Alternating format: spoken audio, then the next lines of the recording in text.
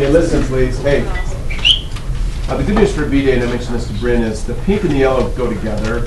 In past years, I've actually given them as a one-day assignment anyway. So the fact that we spread it out over 2 is fortuitous due to the fact that we lost a B-Day yesterday. It's also helpful for all of you because that means we can spend more time in class trying to clear up things that aren't making sense. First thing, you've got to make sure you have a flashcard or 2 or 3 to remind you of this. This is a huge help. You don't need this column right now. We're just doing problems that have no story. So why are we doing the integral? Because it's the problem they gave us. There's no special reason. But typically, you've got to keep track of why you are doing an integral. Okay? So far, we have 5 different reasons why we do an integral. I guess the 6th would be just because that's the problem. That's kind of a dumb reason. Then you have to keep track of, well, how am I supposed to compute the integral? We're not using these methods right now. These were last unit. Okay, Riemann sum calculator. We're practicing this method. And this is new for people who are in B-Day, but basically this method is really simple. It's just the fundamental theorem. It says, hey, if you're doing an integral from, I don't know, 1 to 4 of some function, just think of the function as being f prime. It doesn't mean the function is f prime, but just think of it that way. So this will help you, Bryn. Just kind of a quick review of the pink. Think of the function that you're integrating as being f prime. The fundamental theorem says this integral is equivalent to f of 4 subtract f of 3. Sorry, f of 1. So that tells you that you can solve this integral without a calculator if you can find the antiderivative of f prime. That's what f is. F is the antiderivative. Once we find the antiderivative, all we have to do is take that formula and plug into it a 1 and a 4. So this notation just means this. And that's all we learned on the pink, really. That's the whole pink assignment. Okay? So you can boil down the pink packet to this single idea. That's all it is. Find the antiderivative and then plug it in. Questions?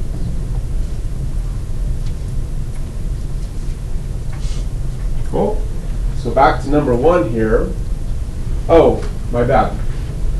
So because the first step in solving the integral is to find the antiderivative, you also need a flashcard that says this. Well, how do we find antiderivatives? You look at the pink sheet and see if there's a rule. You have this, Bryn, right? Okay. So we look at the pink sheet, see if there's a rule. If there isn't a rule, we try to do a u substitution. But after we do the u substitution, we still use a rule to find the antiderivative. And then in some cases, we have to do like a little algebra, then the rule, or sometimes it's like algebra, then u substitution. But notice, the last thing is always the rule. That's it. That's all we're doing on the buff, pink, and yellow sheets. That's all we're doing. Questions? Okay, so back to the pink sheet now. Number 1. It says find the integral. So what I remember is, just like I showed you a minute ago and as I was saying to Bryn, I think of this as being, I pretend I'm integrating f prime. The fundamental theorem says the integral of f prime is going to be the antiderivative, which would be f, evaluated between 0 and 8. So this is what I'm trying to accomplish. I've got to find f first. So I temporarily forget that it is an integral. I just think of antiderivative. So I've got to find the antiderivative of this thing. So I'm going to rewrite that. Let's see, 0 to 8. This would be 1 over square root. I don't recall any problems where I wanted to leave. Well, I shouldn't say that. Often moving the square root helps, so I'm going to do that. Can't say that it always helps, but most of the time.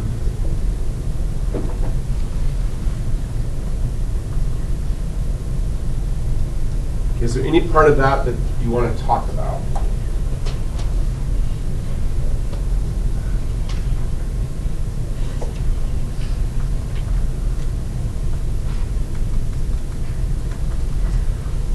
Okay. So I'm thinking of this as being f prime, right here. So I need to find out. So my first thought is, do I have a rule? Raise your hand if you can see yes or no whether there's a rule. Feel free to talk, but I need hands. Is there a rule? That's your first thought. I'm trying to find the antiderivative. Remember, to solve the integral, I got to get from f prime to f. I'm trying to find out the antiderivative. Is there a rule?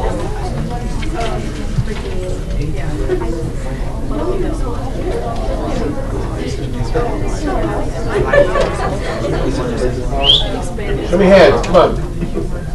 Koji, what do you got? The expanded power rule. Please raise your hand if you were prepared to say expanded power rule. 2 points, 3 for Koji. Anyone want more discussion on that? So I didn't see it, and I just did like some Listen, hey. All of these. So in most calculus classes, I would wager that the teacher would not give you the expanded rules. They would simply expect you to do U substitutions instead. So the expanded rules are simply U substitutions, so you can choose either way. I like the rule because it saves me thinking about a U sub, but you can do it either way. 2 points. Just say it out loud, please. What's A? Say it. Louder. What's A? 1. Don't say X. The rule says AX plus B, so A is 1. What's B? 1, so just write it down. So now this becomes the remember, the big idea. This is my supposed f prime I'm trying to find out. So I go 1 over A, AX plus B,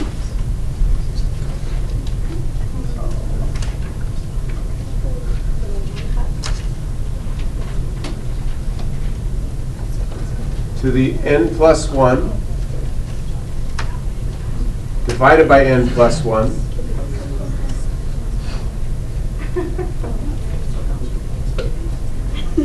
I'm going to plug into my new antiderivative 0 and 8. Question?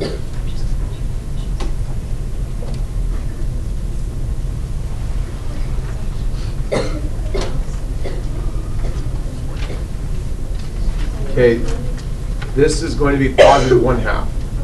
Dividing by 1/2 is the same as multiplying by 2.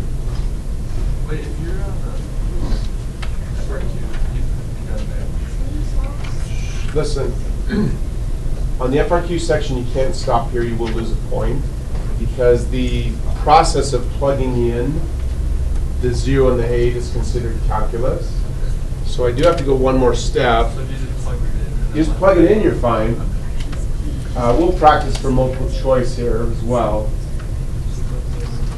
So this becomes 2 x plus 1. 1/2 power means square root.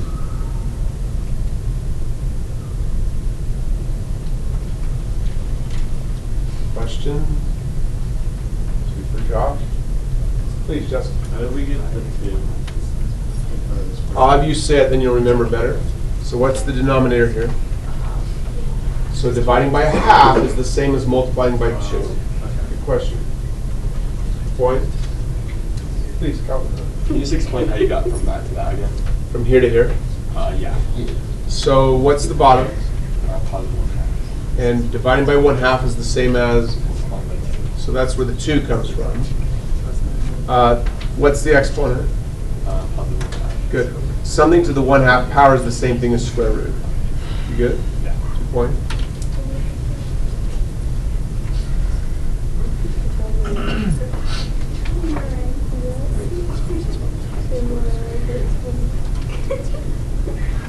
Always use parentheses when you take away a variable.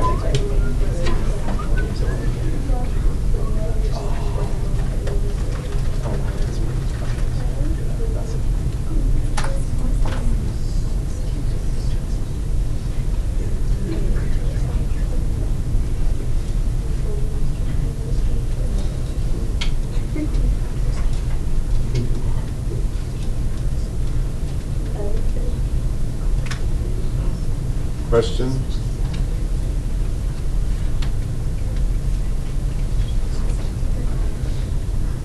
Kennedy? Okay. So where'd you get stuck? So Don't worry. I think I tried to do, I think that I just did my algebra wrong. Don't worry. Just check. Yeah. You're good now? I think that what I did, You're okay. I just want to make sure. It's not